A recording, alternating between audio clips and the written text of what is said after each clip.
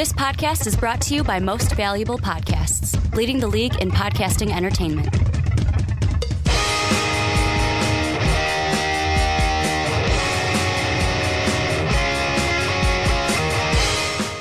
What's up, real MVPs, Ricky Widmer here, along with the Mark Weber. Dub Demies. And we are back for another edition of the Onside Kick right here on Most Valuable Podcast, your one-stop shop for everything in the NFL. And Mark, today is a big day. You want to know why? Why? Because if you're looking at us on camera, we used to, I wish we had a picture of the table, because I mentioned it on the Rick and Johnny podcast, and I'm like, I think this is the first time we have mentioned the table on a podcast, but how we had it was in the corner that you guys are currently at.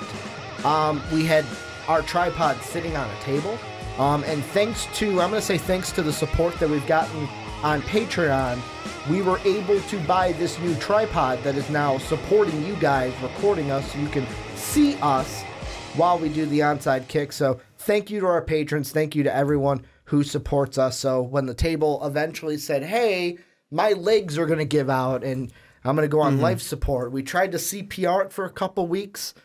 It didn't work. The screws have gotten stripped and the table has gone to table heaven, where it will be swanton dived by Jeff Hardy into its next lifetime. But we got a jam-packed show here on the Onside Kick. It is NFL trade line happened today, and as Brandon said on What's Your Fantasy today, usually the NFL trade deadline, nothing happens. But today, a lot of stuff happens. So we're going to break down all of that. We're going to look in depth at the trade that the Rams did, because both of those teams, more so the Rams though, it affected them a lot. And with the Rams, what does this mean for them as they move towards their goal of a Super Bowl?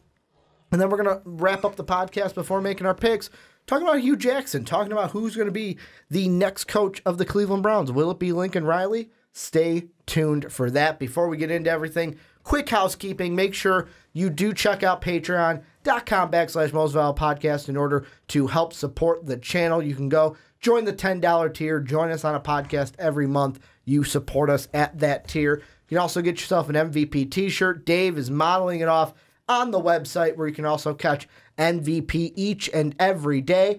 And then last but not least, make sure to go on iTunes and Apple Podcasts. Give us a rating. I hope it's a 5-star rating, and let us know why you like listening to the podcast each and every week. But Mark, we are going to start trade deadline, kind of winners and losers, go through a lot of them. The Donta Fowler trade, we're kind of going to push that to the side because we're going to look at the Rams in our second topic. Obviously a win for the Rams. It's a win for the Rams, but I am in my head changing what I had told you. I had prepped you for I am coming to you with the first trade. Before that, I want to ask you this. Sure. Le'Veon Bell situation. What are you thinking now that trade deadline is gone? He did not report. Steelers can't trade him. Yeah, I think, show up when he has to show up. Maybe stub his big toe or something like that. Can't play, and, that's all right. That's the season. That's a wrap. You're on the James Harrison boat. Come in, stub your toe, fake an injury. Yeah. Well, fake an injury. Ouch. Hurts. And then not play for the Steelers, but collect that paycheck. Like I told Brandon on What's Your Fantasy, it's going to be interesting to see how this plays out. 2 more weeks, I believe, week 9, week 10. By week 10, he has to report, or else this defers and we get 2.0 of this next year. It's going to be interesting now that the Steelers cannot trade him. Yeah. And he is a Steeler for the rest of the year. But let's get into some trades that actually happened. What's the first one that you want to take a look at? One more thing really fast, actually. What I would love to see is I would love to see a play. Le'Veon's out there. He did really, really well in practice. He made it seem like he's good. First time, hand the ball off, kneel. Just take a knee. And just kneels on every time they give him the ball. Oh, I would love to see it. It would never happen, but can you just imagine it? Or if he pulled a Todd Gurley. Yeah. Like, don't go into the end zone, just fall down. For Todd Gurley, it made sense because that's how you secured the win. Yeah. But, and fantasy owners, I don't get why you get mad at that. I mean, there might be some games where it's like, oh, if Todd Gurley would have done that, I would have won. With me, both the leagues I got Todd Gurley, it was an easy win. He got enough points for me. I didn't need those 7. He's a good guy.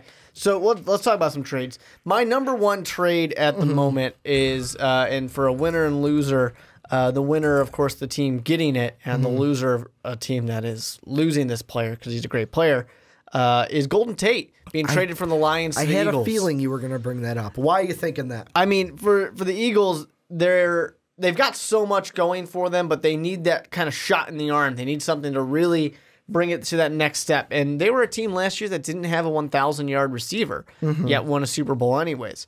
So Golden Tate will be such a great addition. I mean, he was so much of the offense for the Lions, and that's kind of a reason why I view this as a loss for the Lions as well, because it wasn't just the passing game. It was also the screens. It was also the kind of extended running game. He was so much for the Lions that losing that, not that they have terrible wide receivers. They have decent wide receivers, but Golden Tate was such a strong receiver for them. That's a big loss. That is a big loss for a team that is right in the midst of a divisional battle. Here's the only question I have about this, and it happens to be for the Eagles.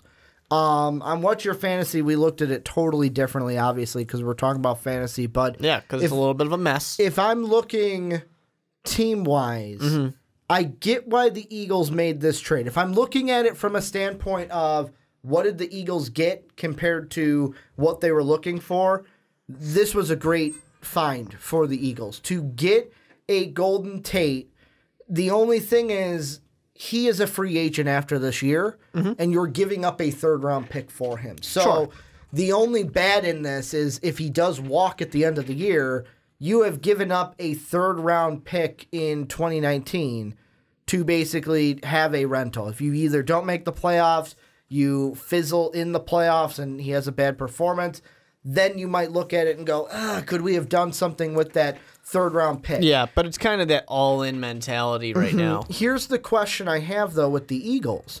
Did they try to trade for the wrong position to where, yes, I get it. Nelson Aguilar, Alshon Jeffrey, Jordan Matthews, you don't have a true number one wide receiver. You have Zach Ertz. That's who you've got. You've got Zach Ertz. He's your number one guy. He's leading targets. Your wide receivers, you don't have a true number one wide receiver. Now Golden Tate gives you that. You have Carson Wentz. You're giving him that target, that go-to wideout target on the outside who is not named Zach Ertz. However, with everything that has gone on this year, shouldn't they have tried to get a running back instead?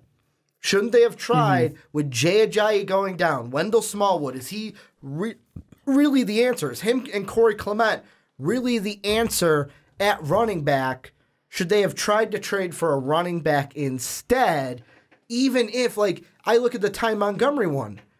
You're telling me the Eagles couldn't have given up a 2020 second-round pick? I don't think that's the kind of running back they would have wanted to have, though. I'm not saying, like, he's the exact one, but, like, you look at the price that the Ravens got for that kind of a running back. Like, yeah, there might not have been a prime running back out there.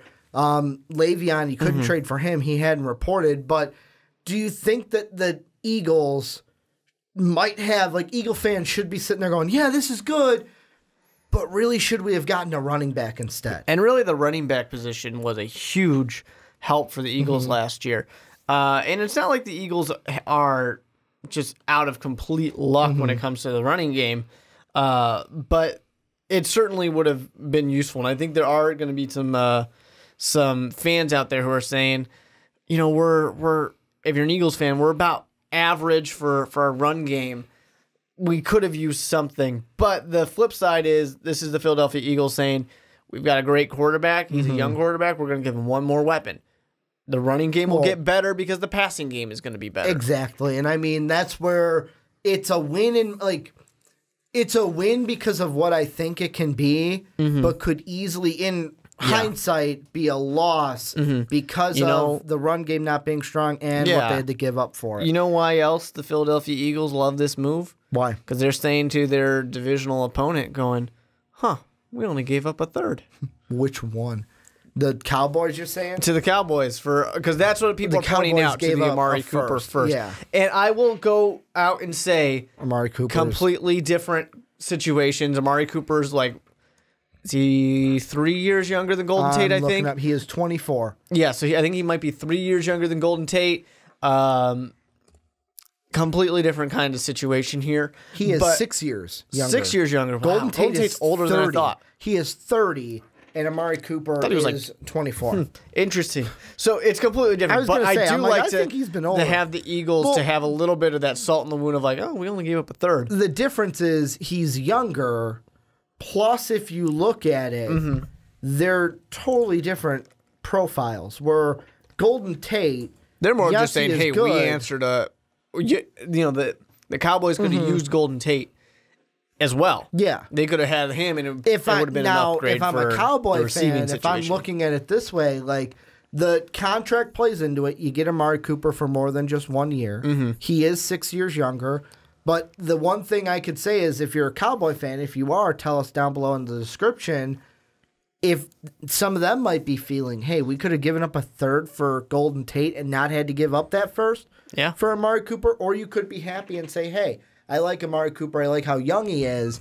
I don't care whether we give up the first. And you said this is a loser on the Lions side? Just to touch the Lions? For sure, because they lose a valuable piece of their and they only, offense. And such you a great only weapon. get a third round. Like I didn't think he'd get first round, but usually, and you would think like a third and a sixth or a third and a seventh. And you know the thing too about it is the Lions are right in the middle of this divisional race in the NFC North because it's completely open for anybody. Sure, they're sitting at the bottom right now, but they're 3-4, where the team above them is 3-1.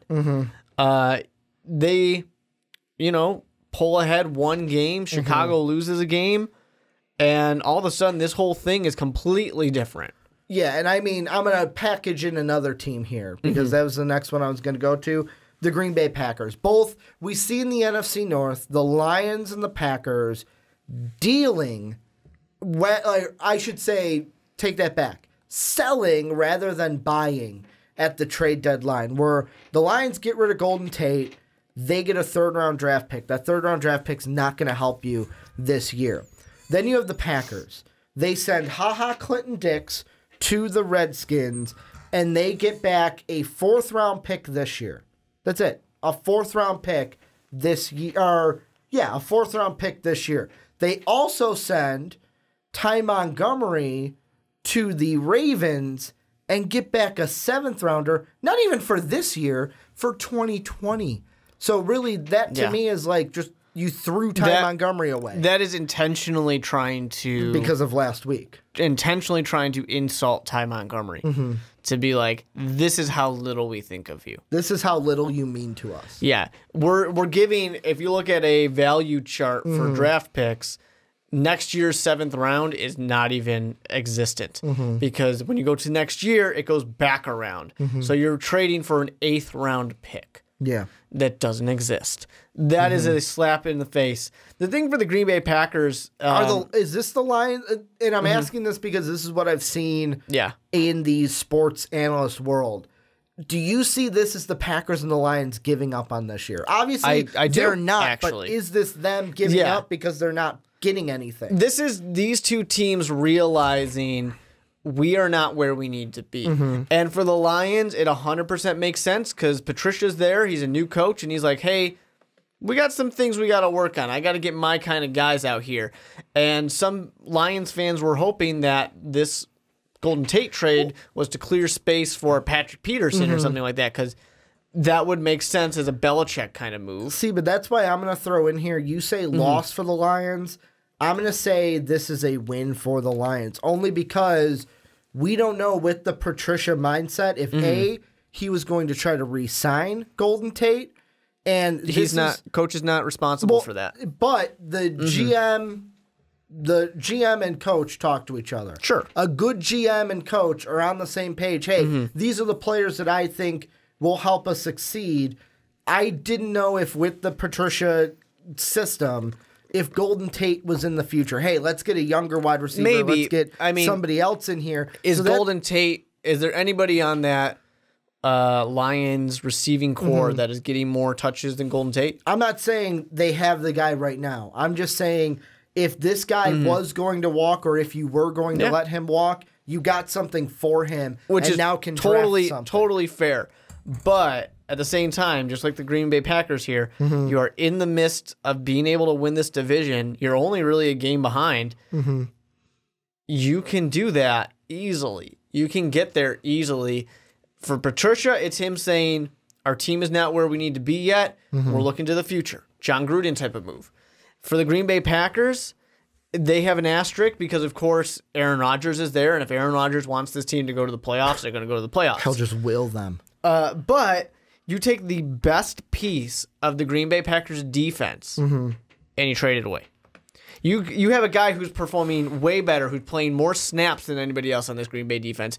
The Green Bay defense, who just drafted not one but two defensive backs at the corner position, not at the safety position, to go ahead and say, man, we don't need Clinton-Dix.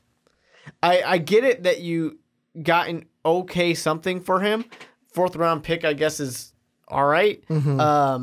But to me, it just doesn't really make sense because it's just, this is your best player on defense. You are in a division where you have good quarterbacks that you're going to face. They're going to throw the ball on you.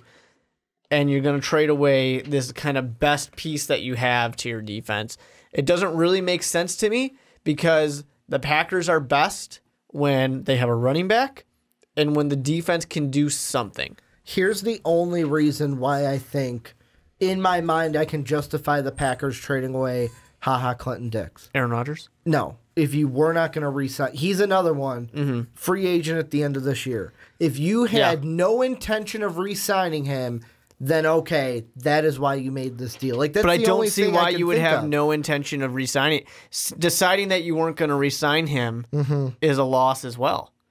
I mean, he's a very talented young safety in a position that is very depleted in the NFL. There are not that many great safeties out there. Especially when you look at it, where the two teams that we're now expecting to be the top two now, the Bears have completely shocked this year. Like, it's a shock, yet it's not a shock, because I told you guys at the beginning of the year, this will be the year where you'll be in a lot of close games and lose those close games, which you guys have. The Dolphin game, the Packer game. Definitely. Like, that I expected, but they're exceeding expectations because I did not expect them to be a legitimate playoff contender, a legitimate NFC and they're gonna champion contender this year. The Packers are going to face a lot of teams that are going to attack them now with the pass. The Patriots, the Dolphins, the Seahawks, the Vikings, the Bears, the Falcons. These are all teams that are going to attack them deep. So it's not like they're sitting there going, yeah, we're going to play a bunch of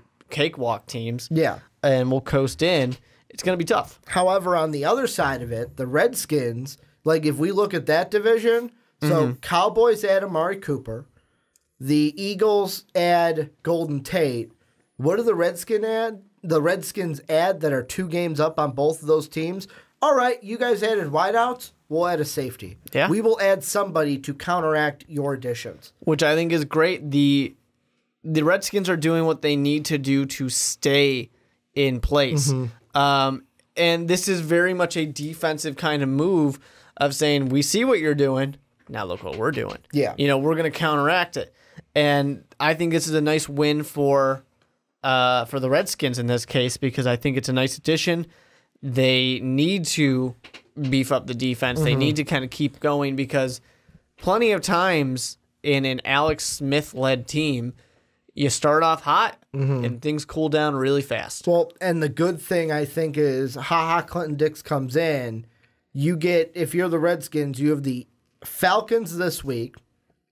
You have the Buccaneers the week after. Don't know how much Clinton-Dix will play this week, just being traded today, midweek going into this upcoming week. But at least you get a struggling offense in Atlanta, and then a team that I have described this week on Twitter as dysfunctional in the Tampa Bay Buccaneers. You get kind of 2 opponents to where it's like, okay, you can use these as learning experiences before we go up against Houston, before we go up against Dallas, before we go up against Philly, and some of those offenses that might try to attack us with their pass. Yeah. Yeah, exactly. So it certainly works out in that case for the Redskins, and I think that this was a move the Redskins had to make in order to hold on to the division, because I think a lot of people maybe didn't expect great things out of the Redskins, but they expected the Eagles to start slow and get hot, and that's exactly what the Eagles are doing. So they're going to pounce back into this division and say, hey, we're taking it back. So you got to fight for it. Another trade I want to bring up, and this is one of the big ones. This was actually the first domino to fall today. Demaryius Thomas. Yep. He is now going from Denver to Houston. I believe those two teams play each other. So he can just ride the team plane with the Broncos. No, he's going to get there ahead of time. He'll get his Texan jersey. But this is one where on the Texan side, this makes sense. Really makes 100%. Sense after this week. You had Kiki Cutie, who is questionable but dinged up with injuries. You just had this past Thursday, Will Fuller. Thank you for the fantasy points, Will. But he went down with a season-ending injury. They needed to make a move at the wide receiver position. Then you have Denver, who receives a 4th and a 7th round pick for Demaryius Thomas. The Broncos also sending a 7th rounder, so they switch. Start with whichever team you want to. How does this affect the Texans? How does this affect the Broncos? Well, the first thing I'll say is I think this is a win-win. I think both teams win in this situation. Because the Broncos wanted to get rid of Demaryius. They want to get rid of him. He's an older receiver. I don't necessarily think that a lot of people are saying, I don't think that he is past his prime necessarily, or maybe not past the prime's right word. I don't think he's falling off the cliff. Yes. That's what I want to say. I do not believe that. Because he kind of is past his prime. Yeah, he is past his prime, but he's not falling off the cliff. He's still serviceable at 31. The Broncos needed to kind of admit that, maybe we're rebuilding a little bit. And maybe Case Keenum was not really the correct answer. We could have gotten a quarterback. Then you also have the Houston Texans, who are on a 5-game win streak with a almost top 10 running game, a above average passing game, a great defense, sitting there, everything is looking great. What's going wrong? Players are getting injured. What do? Plug somebody else in. That simple. And this is the kind of thing that can potentially keep the Houston Texans rolling. They might drop this. Well, I don't know. They might drop this week to the Denver Broncos just because Demaryius Thomas isn't ready to go out there day one. He's not going to just land and say, all right, I got the playbook memorized already.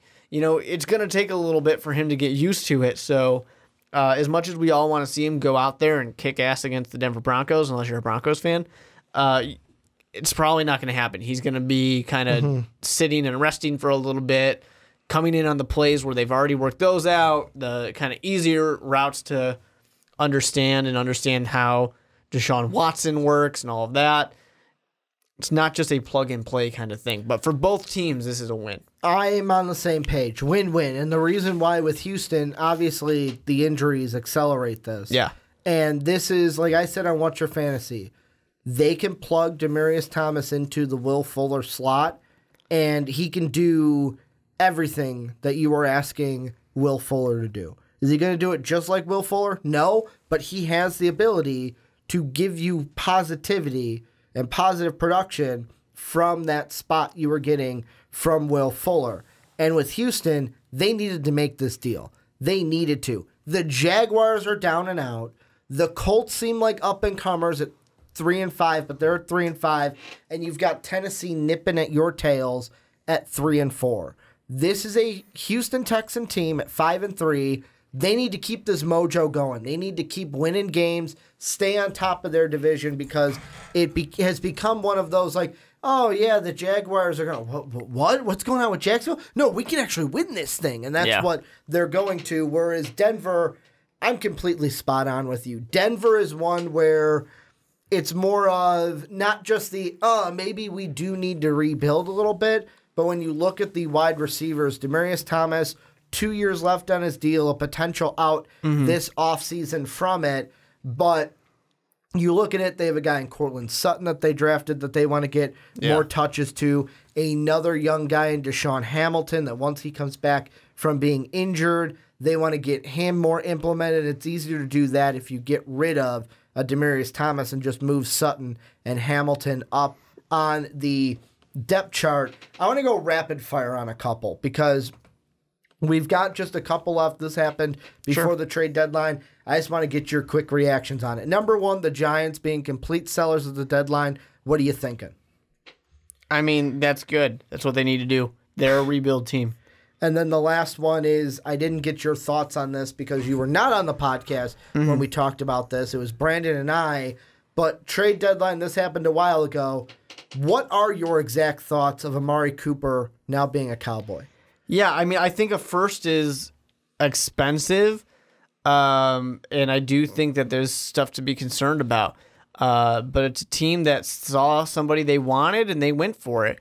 I can't blame them for that. I mean, it's a guy who drops a few too many balls, but he was really on fire his first couple seasons, and something's gone wrong since. But a lot of things have gone wrong for the Oakland Raiders, so maybe this could be one of those change of sceneries that works out well. A little expensive, but I like it. And you might be sitting there going, hey, Ricky, you're forgetting about one. No, I am not, because that is going to be the in-depth trade of our next segment. We'll look at the Donta Fowler trade between the Jaguars and the Rams. But this is where you guys come in. Let us know what you guys think down in the comment section about any trade that happened this week. You like it? You don't like it? Let us know what you guys are thinking.